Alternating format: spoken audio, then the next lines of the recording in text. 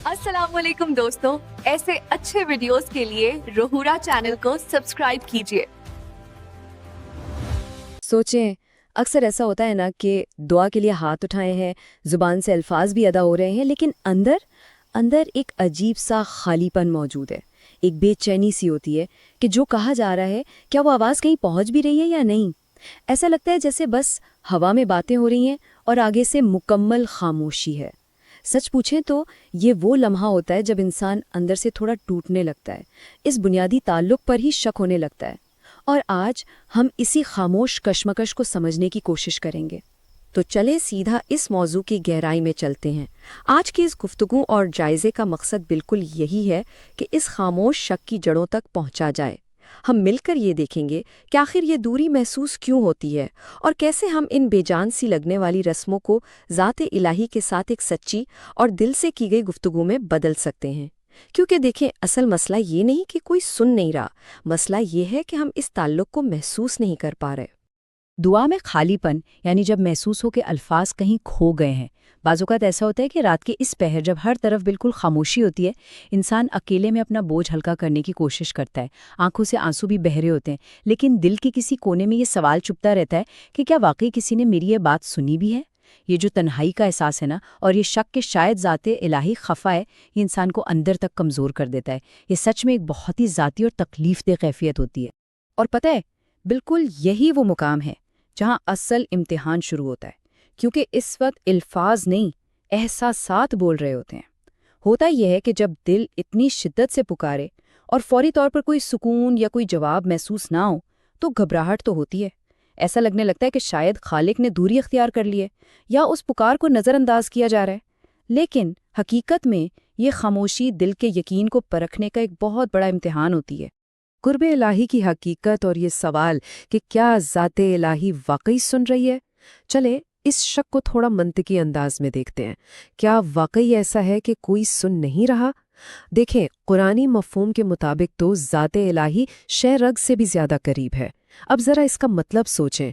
हर सांस, हर ख्याल, हर धड़कन और वो बातें भी जो अभी ज़ुबान तक आई ही नहीं, वो सब मालूम है। जब वो हस्ती इतनी करीब है तो ये सोचना ही बेबुनियाद हो जाता है कि वो पुकार नहीं सुन रही। ये कोई जज्बाती तसल्ली नहीं है, ये एक अटल हकीकत है।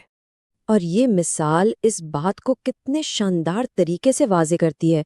ज़रा सोचें, एक माँ अपने बच्चे के रोने के अंदाज से ही समझ जाती है कि उसे भूख लगी है, तकलीफ़ है या सिर्फ तवज्जो चाहिए, और वो भी बग़ैर किसी लफ्ज़ के।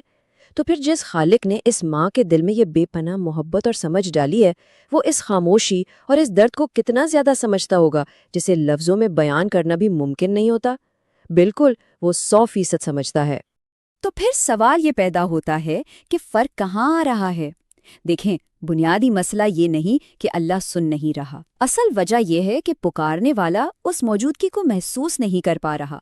क्यों? क्योंकि अक्सर औकात बस रिवायती तौर पर कुछ अल्फाज दोहराए जा रहे होते हैं, रटे रटाए जुमले, जबकि दिल तो उस लम्हे में हाजिर ही नहीं होता। अब जाहिर सी बात है, जब दिल ही हाजिर ना हो तो फिर वो सुकून और वो ताल्लुक कैसे महसूस किया जा सकता है। बुनियादी मसला, जो कि दरअसल एक गाफिल दिल है। सच तो ये है कि असल दीवार कहीं बाहर नहीं, हमारे अपने अंदर खड़ी है। हमारा दिल इस दुनिया की मुसलसल मसरूफियात, परेशानियों और खलफशार की वजह से बहुत भारी और गाफिल हो चुका है।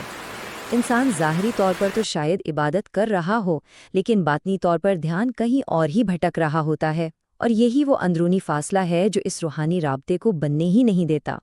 रोज़मर्रा की ये चीज़ें अब एक बहुत ऊंची दीवार बन चुकी हैं। दुनिया की ये मसरूफियात देख लें, सोशल मीडिया की उलझनें और हर चीज़ का फ़ौरन नतीजा चाहने की जल्दबाजी। अब जाहिर है, जिस तरह एक शोर से भरे हुए कमरे में किसी की धीमी आवाज़ को सुनना नामुमकिन होता है ना, बिल्कुल इसी तरह एक गाफिल और उलझे हुए दिल के लिए ज़ाते इलाही की तरफ से मिलने वाले लतीफ़ सुकून को महसूस करना बहुत मुश्किल हो जाता है।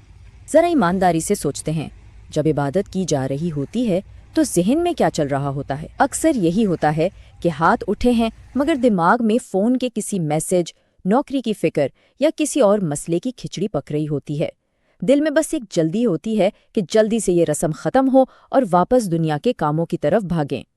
जब हालत ये हो तो फिर ये इबादत सिर्फ एक खोखली आदत बनकर रह जाती है। چلیں اب دیکھتے ہیں کہ یہ چیزیں کیسے جڑتی ہیں اور روحانی تعلق کیسے قائم کیا جا سکتا ہے۔ اب جب کہ ہم نے مسئلے کو سمجھ لیا ہے تو اسے حل کیسے کریں؟ اس بوجھل کیفیت سے نکل کر دعا کو ایک زندہ حقیقت کیسے بنایا جائے؟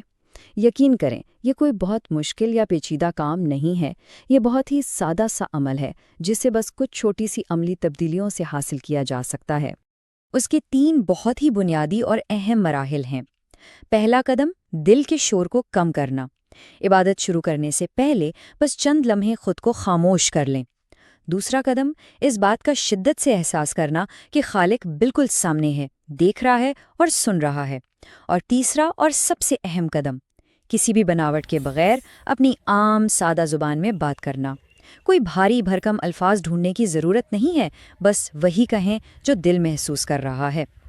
یہ بات یاد رکھنا انتہائی ضروری ہے کہ ذات الہی کو خوبصورت جملوں یا مشکل الفاظ کی بالکل ضرورت نہیں، وہاں صرف سچے دل اور خالص نیت دیکھی جاتی ہے۔ اگر انسان تھک چکا ہے نا تو بس سیدھے الفاظ میں کہہ دے کہ میں تھک گیا ہوں، مجھے کچھ سمجھ نہیں آ رہا۔ یہ جو سادگی ہے اور اپنی کمزوری کا سچا اقرار ہے، بس یہی وہ مقام ہے جہاں سے ایک سچا اور مضبوط تعلق بننا شروع ہوتا ہے۔ سکون اور تبدیلی، یعنی حقیقت میں ایک نیا رخ۔ جب ایک بار یہ سچا تعلق قائم ہو جاتا ہے تو یقین مانے اس کے اثرات حیران کن ہوتے ہیں۔ بظاہر باہر کی دنیا نہیں بدلتی، مسائل شاید وہیں کے وہیں ہوں، لیکن انسان کا اندرونی رد عمل پوری طرح تبدیل ہو جاتا ہے۔ جہاں پہلے ذرا سی بات پر گھبراہٹ ہوتی تھی، وہاں اب ایک گہرا اور ایسا سکون ملتا ہے جسے الفاظ میں بیان کرنا مشکل ہے۔ یہ اس بات کی واضح نشانی ہے کہ وہ تعلق جڑ چکا ہے۔ پہلے جو کیفیت ہر وقت مستقبل کی پریشانیوں اور نامعلوم خوف کا شکار رہتی تھی، وہ اب مکمل بھروسے اور توکل میں بدل جاتی ہے۔ انسان کے اندر ایک عجیب سی خاموشی اور استحکام آ جاتا ہے۔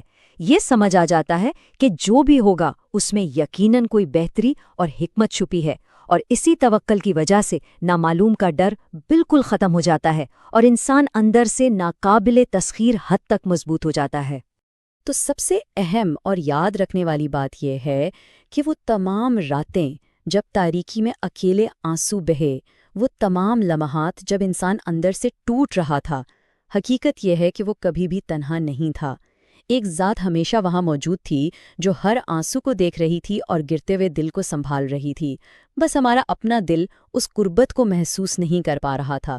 اس سچائی کو جان لینا ہی ایک بے پناہ طاقت اور اعتماد دے دیتا ہے۔ اور اب آخر میں ذرا ایک لمحے کے لیے رک کر اپنے دل کی گہرائی میں جھانکیں اور اس سوال پر ضرور غور کریں۔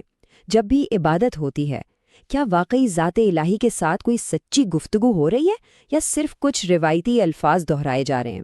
یہ محض ایک سوال نہیں ہے، بلکہ یہ اس راستے کا دروازہ ہے جو ایک بے جان سی عادت کو ایک انتہائی خوبصورت اور حقیقی تعلق میں بدل سکتا ہے۔ اور سچ یہ ہے کہ یہ انتخاب اب مکمل طور پر انسان کے اپنے ہاتھ میں ہے۔